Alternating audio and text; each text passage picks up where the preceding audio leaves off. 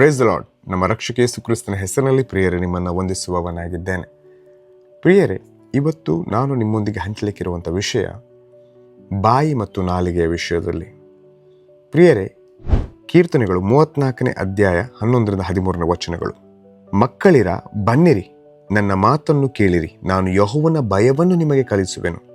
ದೀರ್ಘಾಯುಷ್ಯವೂ ಬೇಕೋ, ಬಹುದಿವಸ ಬದುಕಿ ಸುಖವನ್ನು ಅನುಭವಿಸಬೇಕು.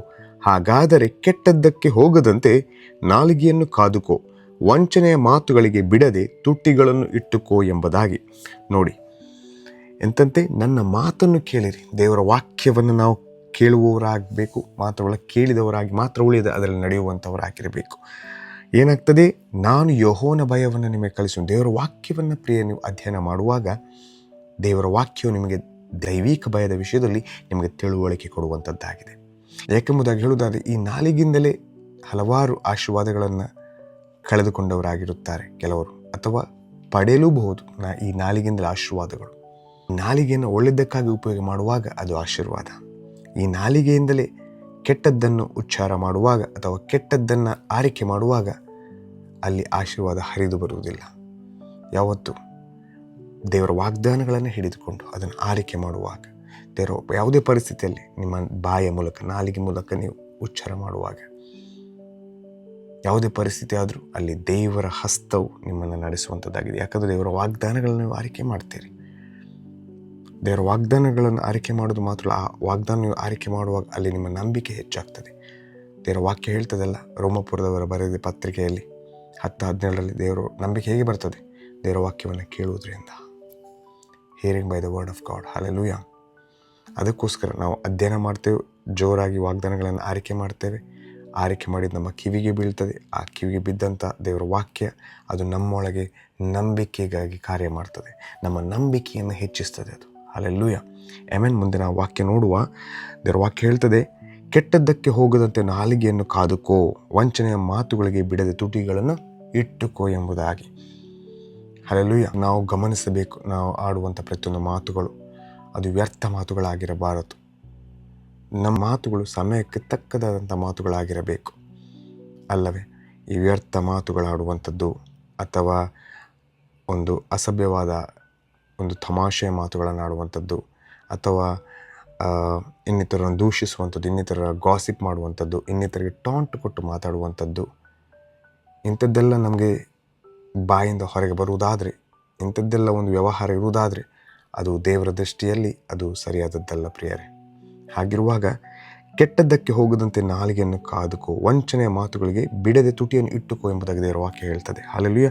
ಮಾತೃಗಳ ಜ್ಞಾನೋಕ್ತಿ 13:3 ಈ ರೀತಿಯಾಗಿ ಬರೆದಿದೆ, ಬಾಯನ್ನು ಕಾಯುವವನು ಜೀವವನ್ನು ಕಾಯುತ್ತಾನೆ, ತುಟಿಗಳನ್ನು ತೆರೆದು ಬಿಡುವವನು ನಾಶವಾಗುತ್ತಾನೆ ಎಂಬುದಾಗಿ.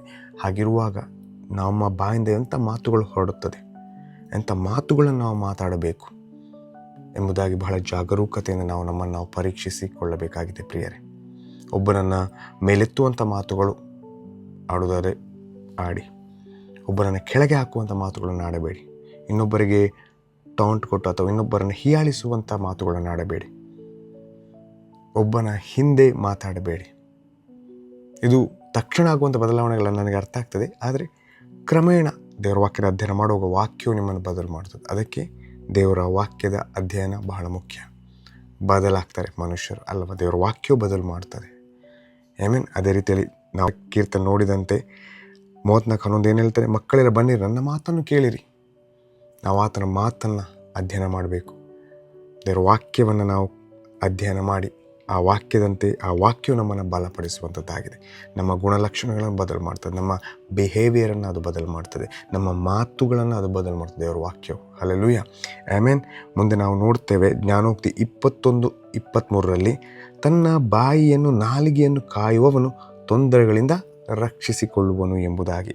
ಇದಕ್ಕೆ ನಾವು ಎಚ್ಚರವಾಗಿರಬೇಕು. ಯಾವ ಮಾತುಗಳು ಹೊರಗೆ ಬರ್ತದೆ, ಯಾವ ಮಾತುಗಳಿಂದ ನಾವು ನಮ್ಮ ಜೀವಿತವನ್ನು ನಾವು ಕಳೀತೇವೆ ಎಂಬುದಾಗಿ ನಮ್ಮನ್ನು ನಾವು ಪರೀಕ್ಷೆ ಮಾಡಿಕೊಳ್ಬೇಕು ಪ್ರಿಯರೇ. ಆಮೆನ್. ಇನ್ನೊಂದು ಕಡೆ ಜ್ಞಾನೋಕ್ತಿಯಲ್ಲಿ ಬರೆದಿದೆ ಪ್ರಿಯರೇ, ಸಂತೈಸುವ ನಾಲಿಗೆ ಜೀವವೃಕ್ಷ, ಬಲಾತ್ಕರಿಸುವ ನಾಲಿಗೆ ಮನ ಮುರಿಯುವುದು ಎಂಬುದಾಗಿ. ಜ್ಞಾನೋಕ್ತಿ 15:4. ನಮ್ಮನ್ನು ನಾವು ಪರೀಕ್ಷೆ ಮಾಡಬೇಕು. ನಮ್ಮ ಬಾಯಿಯಿಂದ ನಾವು ಇನ್ನೊಬ್ಬರ ಜೀವಿತವನ್ನು ಕಟ್ಟಬೇಕು. ನಮ್ಮ ಬಾಯಿಂದ ಇನ್ನಿತರಿಗೆ ಆಶೀರ್ವಾದ ವಚನಗಳು ಬರಬೇಕು. ನಮ್ಮ ಬಾಯಿಂದ ಸುವಾರ್ತೆ ಸಾರಲ್ಪಡಬೇಕು ಅಲ್ಲವ? ಇದನ್ನು ನಾವು ಇನ್ನಿತರನ್ನ ಕೆಳಗೆ ಹಾಕಲು ಅಥವಾ ಇನ್ನಿತರನ್ನ ದೂಷಿಸಲು ಉಪಯೋಗಿಸುವಂಥ ಮಾತುಗಳು ನಮ್ಮ ಬಾಯಿಂದ ಹೊರಗೆ ಬರಬಾರದು ಪ್ರಿಯರೇ. ಈ ವಾಕ್ಯದಿಂದ ತಿಳಿದು ಬರುತ್ತದೆ ನಮ್ಮ ನಾಲಿಗೆಗೆ ಕೂಡ ಒಂದು ಹೀಲಿಂಗ್ ಬೇಕೆಂಬುದಾಗಿ ಅಲ್ವಾ? ಸಂತೈಸುವ ನಾಲಿಗೆ ಜೀವವೃಕ್ಷ ಎಂಬುದಾಗಿ. ಈ ನಾಲಿಗೆಯನ್ನು ನಾವು ಹೇಗೆ ಕಂಟ್ರೋಲ್ ಮಾಡ್ಬೋದು? ನಮ್ಮ ಸ್ವಂತ ಬಲದಿಂದವ? ಅಸಾಧ್ಯ. ಆದರೆ ಪವಿತ್ರಾತ್ಮನ ಬಲದಿಂದ ನಾವು ನಮ್ಮ ನಾಲಿಗೆಯನ್ನು ಕಂಟ್ರೋಲ್ ಮಾಡಲಿಕ್ಕೆ ಆಗ್ತದೆ.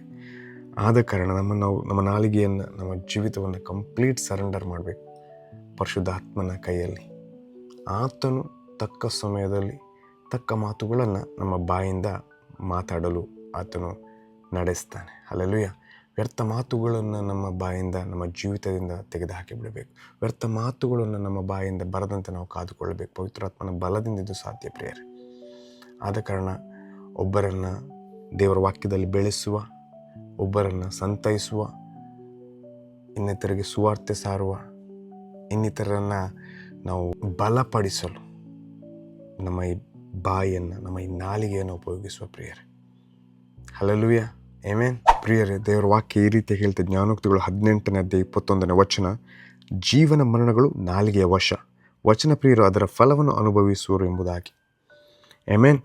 ನಾವು ಯಾವ ರೀತಿಯಲ್ಲಿ ನಮ್ಮ ನಾಲಿಗೆಯನ್ನು ಉಪಯೋಗಿಸ್ತೇವೆ ಎಂಬುದನ್ನು ನಾವು ಪರೀಕ್ಷೆ ಮಾಡಿಕೊಳ್ಳುವ ಪ್ರಿಯರೇ. ವಾಕ್ಯ ಹೇಳಿದಂತೆ ಜೀವನ ಮರಣಗಳು ನಾಲಿಗೆಯ ವಶ ಎಂಬುದಾಗಿ.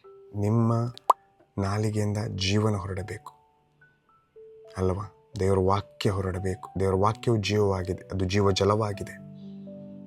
ನಮ್ಮ ಕುಟುಂಬದಲ್ಲಿ, ನಮ್ಮ ಮನೆಯಲ್ಲಿ, ನಮ್ಮ ಮಕ್ಕಳಿಗೂ ಕೂಡ ನಾವು ಆಶೀರ್ವಾದ ವಚನಗಳನ್ನು ಹೇಳಬೇಕು. ನಮ್ಮ ಮಕ್ಕಳನ್ನು ಕೂಡ ನಮಗೆ ದೇವರು ಕೊಟ್ಟಂತೆ ಈ ಬಾಯಿಂದ ಆಶೀರ್ವದಿಸಬೇಕು. ಬ್ಲೆಸ್ಸಿಂಗ್ ಮಾತುಗಳು ಬರಬೇಕು. ಮಾತ್ರವಲ್ಲ, ನಾವು ಪ್ರಾರ್ಥನಾ ಬೇಲಿಯನ್ನು ಕೂಡ ನಮ್ಮ ಈ ಬಾಯಿಂದ ನಮ್ಮ ಮಕ್ಕಳಿಗೆ ಹಾಕಬೇಕು. ಪ್ರಾರ್ಥನೆ ಬೇಲಿ, ಅವರು ಶಾಲೆಗೆ ಹೋಗುವಾಗ ಅಥವಾ ನಾವು ಕೆಲಸ ಕಾರ್ಯಗಳಿಗೆ ಹೋಗುವಾಗ ಕೂಡ ಆ ಪ್ರಾರ್ಥನೆ ಎಂಬ ಬೇಲಿಯನ್ನು ಹಾಕಿದಾಗ ಆ ಪ್ರಾರ್ಥನೆಯ ಬೇಲಿಯು ನಮ್ಮನ್ನು ಕಾಯುವಂಥದ್ದಾಗಿರ್ತದೆ, ನಮ್ಮ ಮಕ್ಕಳನ್ನು ಕಾಯುವಂಥದ್ದಾಗಿರ್ತದೆ. ದೇವರು ಕೊಟ್ಟ ವಾಗ್ದಾನಗಳನ್ನು ಕೂಡ ಜೀವದ ವಾಗ್ದಾನಗಳನ್ನು, ದೇವರ ವಾಕ್ಯವಾದ ಜೀವವಾಗಿದೆ. ಈ ವಾಗ್ದಾನಗಳನ್ನು ನಾವು ನಮ್ಮ ಮಕ್ಕಳಿಗೆ ಆಶೀರ್ವದಿಸಬೇಕು ಈ ನಮಗೆ ದೇವರು ಕೊಟ್ಟಂಥ ಬಾಯಿಂದ. ಹಲ್ಲೆಲೂಯ. ಪ್ರಿಯರೇ, ಜ್ಞಾಪಕದಲ್ಲಿಟ್ಟುಕೊಳ್ಳಿ. ಜ್ಞಾನೋಕ್ತಿ 18:21, ಜೀವನ ಮರಣ ನಾಲಿಗೆಯ ವಶ, ವಚನ ಪ್ರಿಯರು ಅದರ ಫಲವನ್ನು ಅನುಭವಿಸುವರು ಎಂಬುದಾಗಿ. ಹಲ್ಲೆಲೂಯ. ಆಮೆನ್. ಈ ವಾಕ್ಯವು ನಿಮ್ಮನ್ನು ಆಶೀರ್ವದಿಸುತ್ತದೆ ಎಂಬುದಾಗಿ ನಂಬುತ್ತೇನೆ. God bless you all. Hallelujah. Amen.